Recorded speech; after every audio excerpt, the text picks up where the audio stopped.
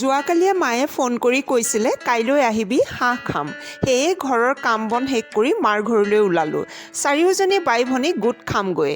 মাৰ ঘৰ পায়ে দেখিলোঁ সৰু ভণ্টীয়ে বেবীক স্পঞ্জ কৰি আছে।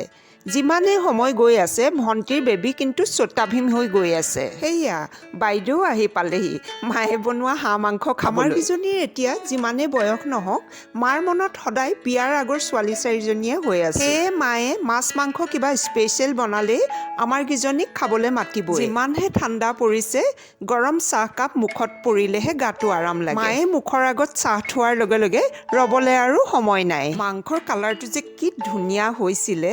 বনাই থাকোঁতেই মই প্লেটত অলপ টেষ্ট কৰিলোঁ। ডিচেম্বৰত দেউতা ঢুকুৱা 6 মাহ হৈছে। দেউতাৰ ৰুমটোৰ বেলকনিৰ টাবত থকা জলকীয়াজোপা দেউতাই কিমান যে পানী দিলে।